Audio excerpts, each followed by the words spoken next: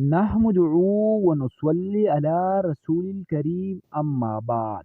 میرے پیارے محترم بہن اور بھائیوں، آج کے اس ویڈیو میں تقدیر کو بدلنے کے لیے، نصیب کو بہتر کرنے کے لیے انتہائی مجرب وظیفہ بتانے والا ہوں۔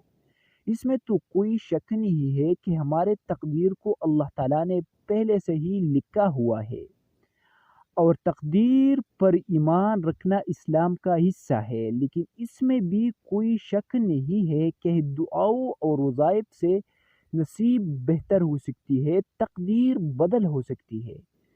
اگر آپ پر جب بھی کوئی مشکل آ جاتا ہے، کوئی مسئلہ آ جاتا ہے، تو سب سے پہلے اللہ سے رجوع کرے، اس کے بارے میں اللہ تعالیٰ سے مدد مانگے، اور اللہ جو بھی آپ کو ضرورت ہے وہ اللہ سے بھی مانگے اور اس کے لیے محنت بھی کرے۔ انشاءاللہ العزیز اللہ تعالیٰ آپ لوگوں کی مدد ضرور کریں گے۔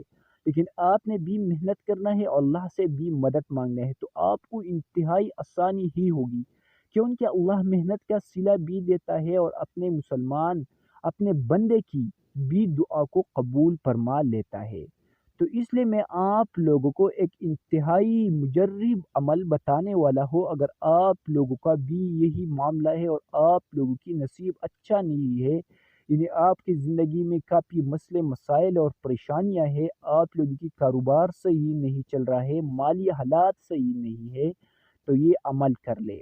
عمل انتہائی آسان ہے۔ نماز عصر کے بعد سبحان اللہ و بحمدہ سبحان اللہ العظیم استغفر اللہ، سبحان اللہ و بحمدہ سبحان اللہ العظیم استغفر اللہ، اس کلمات کو 107 مرتبہ اول و آخر 7 مرتبہ درود شریف کے ساتھ پڑھے۔ انشاءاللہ العزیز آپ کی تقدیر بدل جائیں گی، آپ کی نصیب بہتر ہی ہو جائیں گی۔